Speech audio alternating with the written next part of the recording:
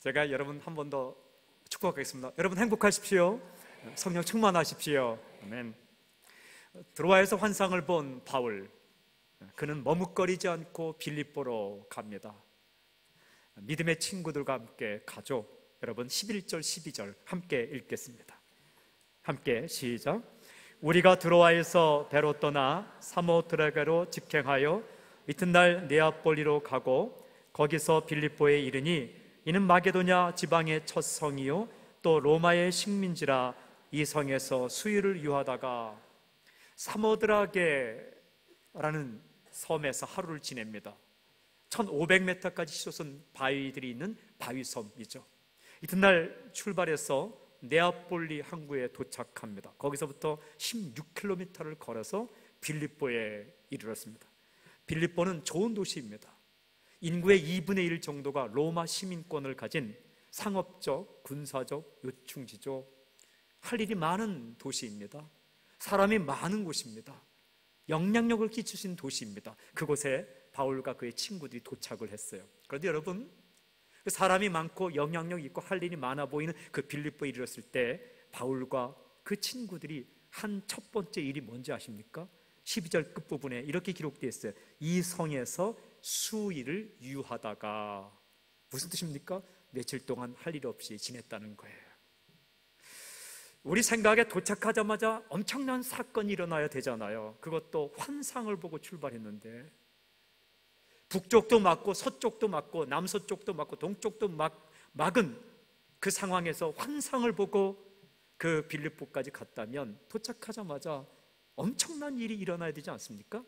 그런데 이 빌립보에서 일어난 세 가지 일은 루디아가 변하고 귀신 들린 여종이 변하고 감옥에 갇힌 바울과 실라가 기도하고 찬양할 때에 옥문이 터지고 간수가 예수 믿는 역사인데, 그 중에 첫 번째 그들이 경험한 것은 그 많은 사건이 아니고 침묵하신 하나님을 경험했다는 것입니다. 아무 일도 일어나지 않았다라는 거예요. 환영해 주는 사람도 없었습니다. 그렇다고 박수치는 사람도 없었습니다. 그냥 기다림의 시간을 지나게 됩니다. 여러분, 하나님의 사람은 이 기다림의 시간을 경험하게 돼요. 두 손이 꽁꽁 묶인 것처럼 아무 일도 하지 않고 그냥 있는 시간을 경험하게 되죠. 여러분 기억하십시오. 그러나 그때에도 하나님은 일하고 계십니다. 준비하고 계세요. 기다리는 법을 배워야 돼요. 주님 때가 이를 때까지, 주께서 시작하실 때까지, 주께서 역사하실 때까지 며칠을 조용히 그곳에서 지내면서 기다렸다는 거예요. 식사했겠죠, 돌아다녔겠죠, 사람 봤겠죠. 그 시간을 지나게 됩니다. 여러분, 이 시간을 잘 버티면 할 일이 생깁니다.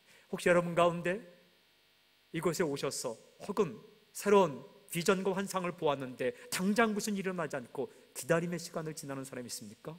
잘 버티십시오. 믿음의 중요한 영성의 핵심은 버티는 겁니다.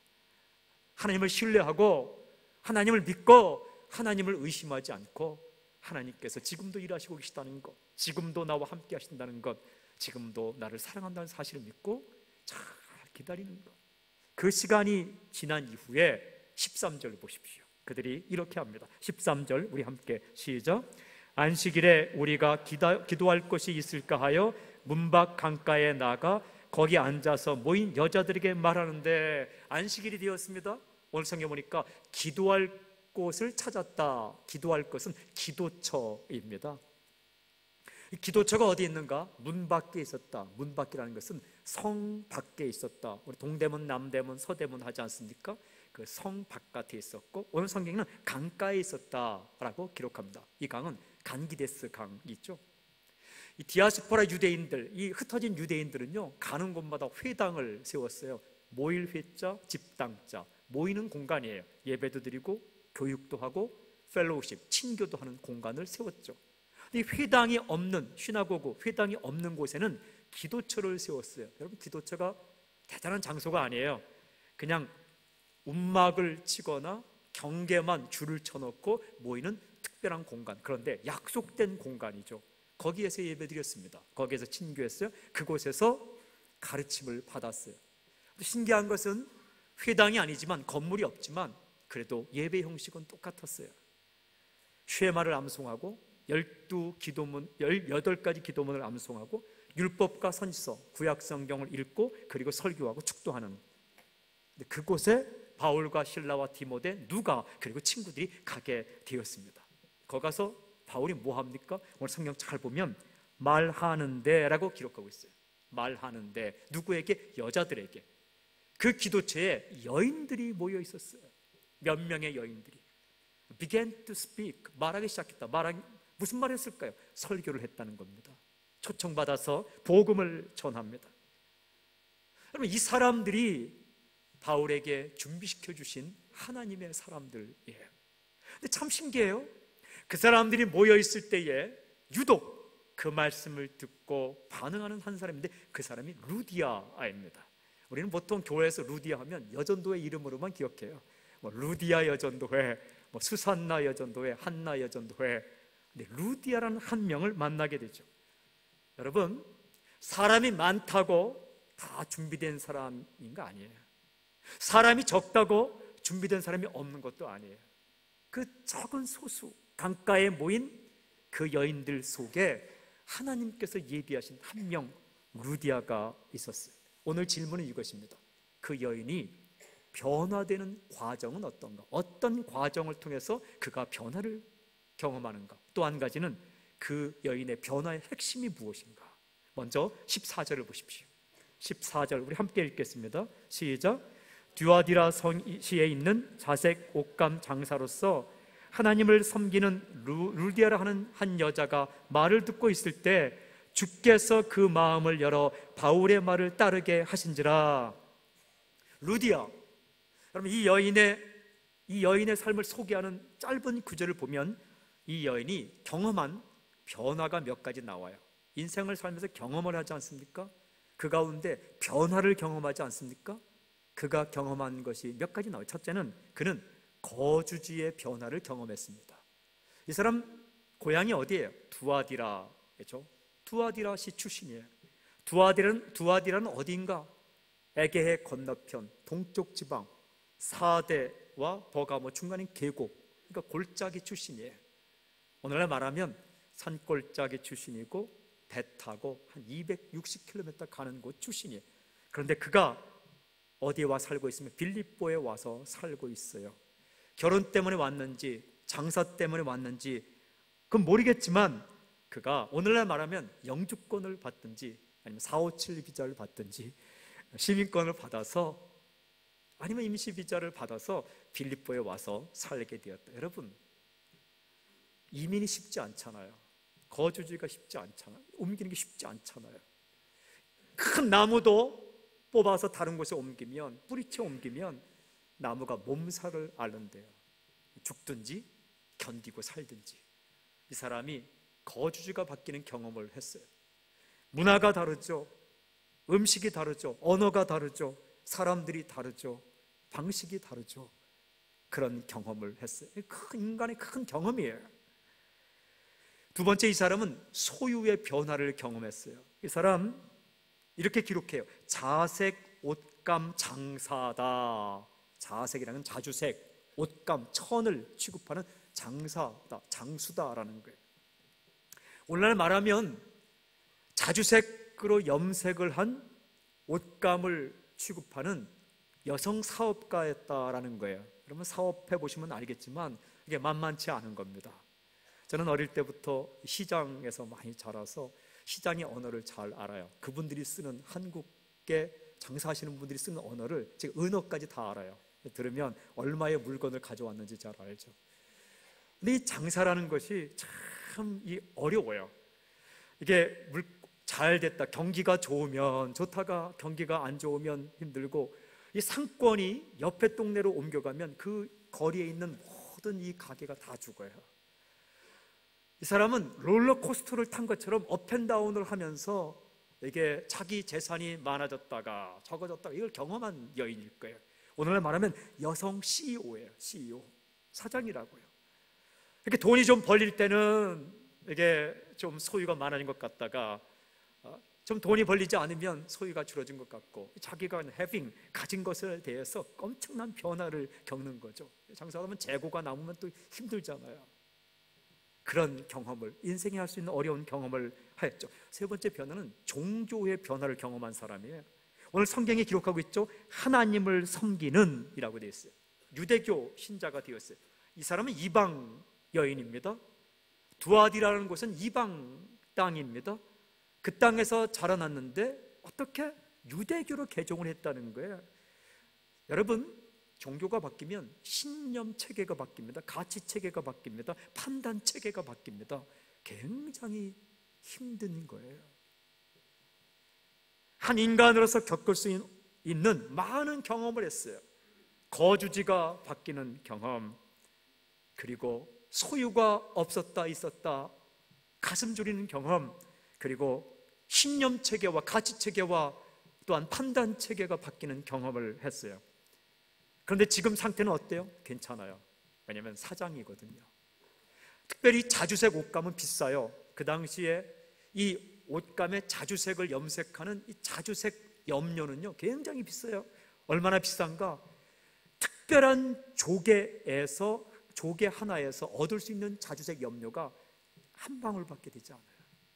그러니까 그 자주색 옷감은 굉장히 비싸요. 그러니까 비싼 옷감을 어디 빌립보에까지 매장을 내고 있으니까, 또한 생산지 두아디라에서 가져와서 이 빌립보의 매장을 가지고 있는 여성 사업가니까 사는 게 괜찮잖아요. 그러면 여기서 끝입니까? 아니에요. 하나님은 이 여인을 볼 때에 진짜 변화가 필요하다는 거예요. 하나님 보실 때는 이 여인에게 세상을 다 옮겨다니면서 많은 곳에 살았더라도, 세상을 다 가진 것처럼 엄청난 것을 가졌던 경험이 있을지라도, 그가 이해할 수 없고 가질 수 없는 엄청난 신념체계와 철학을 다 이해했어도 하나님 보실 때는 근본적인 변화를 겪어야 된다는 거예요. 그 변화가 필요하다. 그 변화가 뭐예요? 첫째는 믿음의 사람으로 바뀌는 거고, 두 번째는 헌신의 사람으로 바뀐다는 거예요. 그래야 인생을 안다는 거예요. 그래, 그 여인의 삶 가운데 빌립보 한복판 그 강가에서 변화가 일어나는데, 인생을 지진과 같은 모든 것을 뒤흔드는 변화, 하나는 믿음의 여인으로 바뀌고 또 하나는 헌신의 여인으로 바뀌게 됩니다. 여러분, 이 변화를 어떤 과정을 통해 겪게 되는가? 오늘 성경 14절 읽었는데 잘 보시면 몇 가지 과정을 통해서 이 여인이 그런 변화를 겪는다. 첫째는 생명 있는 사람을 만납니다. 생명 있는 사람을 만났어요. 오늘 성경은 말을 듣고 있을 때 누구 말을 듣고 있어요? 바울의 말을 듣고 있어요. 누구를 만났어요? 바울을 만났어요. 이게 은혜입니다. 바울이 누구입니까? 예수 생명이 있는 사람, 겉만 멀쩡하고 속이 텅 빈 그런 쭉정이 같은 사람이 아니라 속이 예수 생명으로 꽉 차 있는 사람을 만났어요. 이게 복입니다. 예수님을 알고 영원한 생명을 가진 사람을 만나는 것, 이게 은혜입니다. 제가 여기 와서 들은 이야기 가운데 참 재미난 이야기가, 또 공감이 가는 이야기가, 이민 오게 되면 공항에 누가 마중 나오는가에 따라서 직업이 결정된다 이렇게 말씀하시더라고요. 그래서 공항에 처음 나를 바르러 온 사람이 어떤 직업을 가졌는가에 따라서 그 사람의 직업이 결정된대요. 맞는 얘기 같아요. 다행히 제 공항에는 목사님과 장로님도 오셔서 목회자직을 계속할 수 있게 되었습니다. 사람이 누구를 만나는가에 따라 인생이 달라지죠. 선생님, 친구, 부모가 그렇게 중요하죠. 그런데 이 사람이, 루디아가 누구를 만나면서 인생의 지진 같은 변화를 겪게 되는가? 라이프 트랜스포메이션이 일어나는가? 예수 생명을 가진 사람을 만난 거예요. 그것도 분명하게 믿는 사람, 사도 바울을 만나게 되었습니다. 이게 복이에요. 오늘 보면 두 번째는 마음을 열어주셨습니다. 오늘 성경에 주께서 그 마음을 열어 이렇게 기록하고 있어요. 주님께서 그 마음을 열어주셨어요. 마음이 열리기 시작했어요. 여러분, 마음이 닫히면 모든 게 닫혀버리고, 마음이 열리면 모든 게 열려요. 마음이 열리면 지갑도 열리게 돼 있어요. 마음이 열리면 스케줄도 열려요. 제가 깨달은 건요, 사람들 다 바쁘죠. 다 시간이 있어요. 제가 그걸 깨달았어요. 사람에겐 다 시간이 있다. 살아있는 사람은 시간이 있다. 관심이 생겼어요. 말씀이 들렸고 말씀이 믿어지기 시작했어요. 변화는 어디에서 일어나는가? 변화는 마음에서 일어나요. 변화의 역사는 마음에서 일어나는 거죠. 그 마음이 열리는데 누가? 주님께서 마음을 열어주셨어요. 주님께서 마음을 열어주셨고, 세 번째는 이런 과정, 바울의 말을 따르게 하셨습니다. 무슨 뜻이에요? 결단하게 하셨다는 거예요. 결단, 따르기로 결단했다. 이 결단이 중요해요. 여러분, 쇼핑센터에 가서 물건을 다, 옷을 한 벌 산다, 옷을 다 돌아보고 입어보고 아무리 해도 사기로 결정하지 않으면 내 옷 안 됩니다. 아무리 사람 만나도 결혼하기로 결정하지 않으면 내 사람 안 됩니다. 아무리 모델하우스 둘러봐도 도장 찍지 않으면 내 집 안 됩니다. 슬픈 인생이 뭔지 아십니까? 늘 모델하우스 돌아보듯이 사는 사람이에요. 사람도 그렇게 돌아보고 물건도 그렇게 돌아보고, 어떤 사람은 결혼 프로포즈도 그렇게 해요. 무슨 말을 많이 하는데 결혼하자는 얘기는 안 해요. 그것보다는 그냥 결혼합시다. 어디 갔다 이제 왔습니까? 29년 기다렸습니다. 행복하게 해줄게요. 딴 남자 보지 마시고 저와 결혼합시다. 뭐 그렇게 하면 그게 중요한 거죠. 그런데 과정도 중요하죠. 예쁘게. 사람이 결정이 없는 과정은 공허해요. 반대로 과정을 무시한 결정은 사람을 힘들게 하죠. 프로세스 과정도 있지만 결정, 주님께서 그의 마음 가운데 바울의 말을 따르, 바울의 말이 뭐예요? 예수님이죠. 예수님을 따르기로 결정하게 하셨다. 그러면서 그가 믿음의 여인으로 바뀌는 거예요. 삶의 근본적인 변화는 대단한 것부터 시작하지 않습니다. 아주 작은 것부터 시작되는데 그것은 위대한 시작인데, 첫째는 뭐예요? 생명 있는 사람 만나는 것, 만남. 두 번째는 마음을 여는 것, 관심. 세 번째는 따르기로 결정하는 것, 결단. 그런 과정을 거치죠. 저는 선포하고 축복합니다. 오늘 오신 분 가운데 당신에게 오늘 이런 변화가 일어나기를 주님을 선포합니다. 그냥 오지 않았잖아요. 그죠? 누군가를 만나서 이곳까지 오게 되었죠. 서울에서 새벽기도, 특별 새벽기도 집회할 때 어떤 사람은요, 술 밤새도록 드시고, 우리는 새벽기도 일어나서 가면 그때는 그런 분들은 그때 퇴근하시잖아요. 사역을 마치고 이제 퇴근하는데 가다가 40일 특별 새벽기도에 사람들이 막 몰려가니까 술김에 그냥 따라간 거죠. 술 취하면 집을 잘 못 찾잖아요. 사람들이 막 몰려가니까 40일 특별 새벽기도가 몰려가니까 그냥 따라가다가 덜컥하니까 교회예요. 중간에 나갈 수도 없고 복음 듣고 예수 믿은 사람도 있어요. 하여튼 희한한 역사. 그렇게 오신 분은 없겠죠? 그렇잖아요. 그런데 이곳까지 왔다는 것은 누군가 내게 영향을 주었고 관심이 생겼고 오셨잖아요. 저는 당신이 누군가에게 그런 영향력을 주는, 시작을 해주는 그런 복음의 통로가 되기를 주님을 선포합니다. 네. 그런 과정을 통해서 이 여인이 어떤 여인으로 바뀌는가? 두 가지예요. 믿음의 여인으로, 또 하나는 헌신하는 여인으로. 15절 보십시오. 이렇게 기록되어 있습니다. 마지막 15절 함께 시작. 그와 그 집이 다 세례를 받고 우리에게 청하여 이르되 만일 나를 주 믿는 자로 알거든 내 집에 들어와 유하라 하고 강권하여 머물게 하니라. 아멘. 첫째는 믿음의 여인으로 바뀝니다. 믿음의 사람으로 바뀌어요. 오늘 성경에 기록되어 있죠? 그와 그 집이 다 세례를 받았다. 세례 받는 게 뭐예요? 예수님 믿기를 결정했다. 저는 세례식 할 때 물을 좀 듬뿍 이렇게 머리에 뿌립니다. 원래는 물에 들어갔다 나오는 게 제일 좋은데 그럴 수 없으니까 물을 이렇게 바르잖아요. 그럴 때 3번 이렇게 듬뿍, 뭐 머리가 젖든지 옷이 젖든지. 그게 뭐예요? 세례란 예수님과 함께 죽고 예수님과 함께 살아나는 거죠. 세례란 그리스도의 피가 나의 모든 죄를 용서하는 걸 믿고 주님을 믿기로 결정하는 거죠. 믿음의 끝이 아니라 믿음의 시작이 되는 거죠. 이 여인이 세례를 받고 주님과 함께 살기로 결정을 했다는 거예요. 시작했다는 거예요. 믿음의 여인이 되었습니다. 하나님의 자녀가 되었어요. 천국 백성이 되었어요. 영혼의 주인으로 예수님을 맞이하게 되었어요. 영원한 생명을 가지게 됐어요. 믿음의 여인으로 바뀌게 되었어요. 이게 근본적인 변화입니다. 사랑하는 여러분, 우물쭈물하지 마시고 오늘 오신 여러분 가운데 몇 가지 프로세스가 있을 거예요. 예수 믿는 사람 만났기도 하고 떠났다가 여러 가지 경험했지만 오늘 그 땅의 경험의 끝이 되고 주님 믿기로 결정하는 새로운 첫 번째 시작이 되기를 주님을 선포합니다. 이 변화가 가장 근본적인 변화예요. 기가 막힌 변화입니다. 그런데 이 여인이 그 여인으로 바뀐 다음에 끝나는가? 그렇지 않아요. 이 여인이 헌신하는 여인으로, 헌신의 여인으로 바뀌어요. 오늘 성경에 보니까 여러분, 이 예수 믿기로 결정한 그 이후부터 루디아가 장사를 그만뒀습니까? 아니에요. 그냥 자주서 옷감 장사 그냥 해요.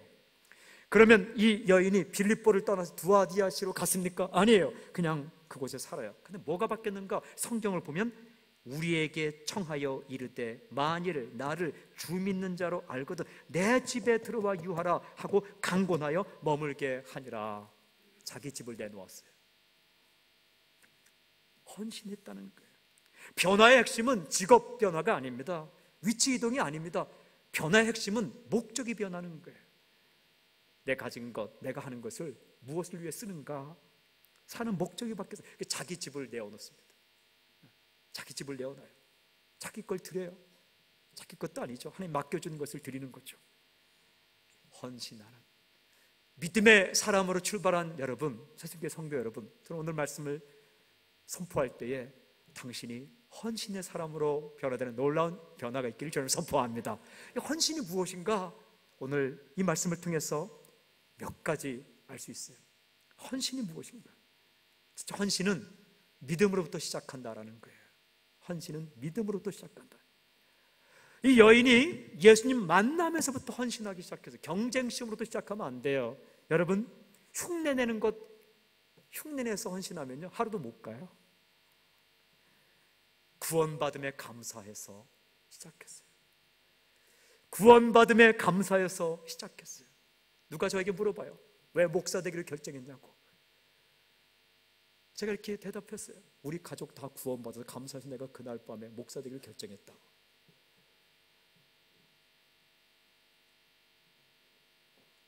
누가 막 목사가 어떻고 막 해도 저는 목사 된 걸 후회해 본 적 없어요. 목사가 그럴 수 있냐 해도 하여튼 모르겠어요. 하여튼 그냥 목사가 뭐 대단한 건 아니에요. 그래도 목회자로 부름받은 거 감사해요. 제일 좋아하는 게 설교하는 거예요. 전도 설교하고 뭐 그런 거예요.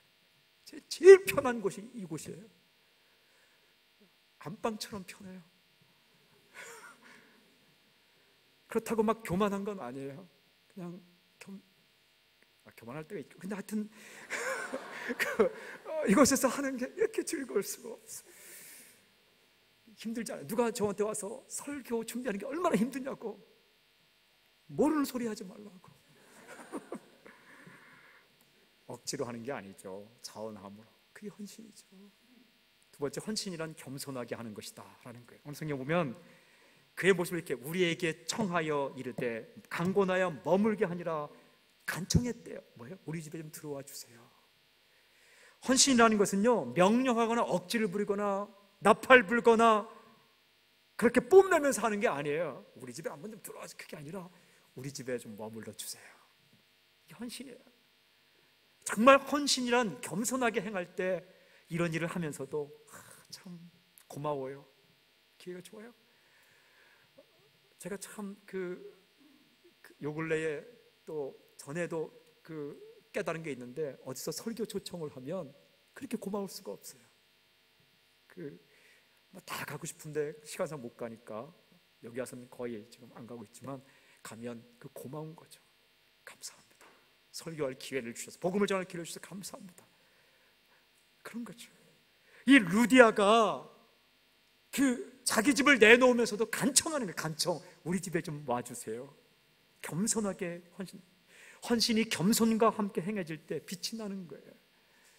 제가 이민규 선교사님 이번에 보면서 정말 배운 게 얼마나 이렇게 겸손한지 몰라요. 순수하고 이렇게 회개를 많이 했습니다. 헌신한다고 요란 떨고 나팔 불면 은혜 다 까먹죠. 죽으라고 이래놓고 은혜 까먹는 거죠. 이 여인이 겸손하게 헌신을 해요. 세 번째, 이 여인은 내 것을 드려요. 내 것. 정확하게 표현하자면 하나님께서 주셔서 잠시 나에게 맡겨두신 것을 내어놓는 게 헌신이에요. 헌신의 모습은 다양해요. 자기 것 드리는 거예요. 그러므로 얼마든지 드릴 게 있어요.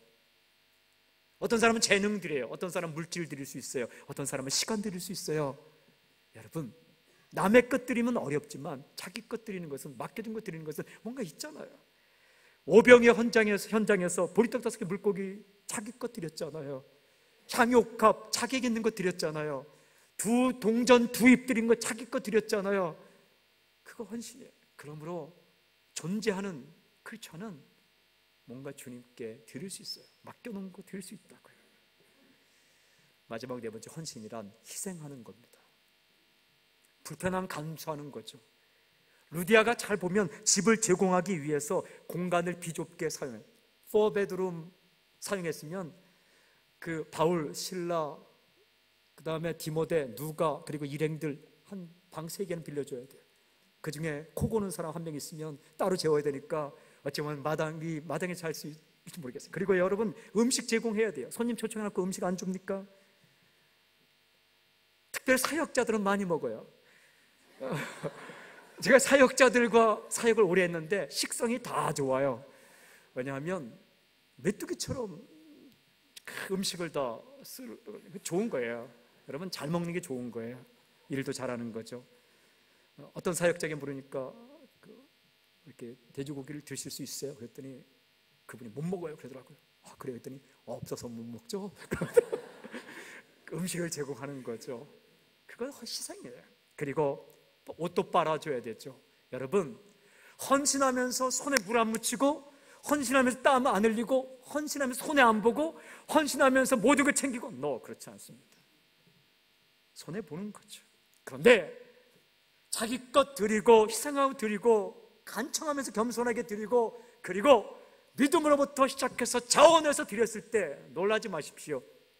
루디아의 집이 교회가 되었습니다. 40절에 보면 바울과 실라가 감옥에서 나왔을 때 이 루디아의 집에 가서 형제들에게 문안하고 갑니다. 형제가 누구예요? 크리스천들.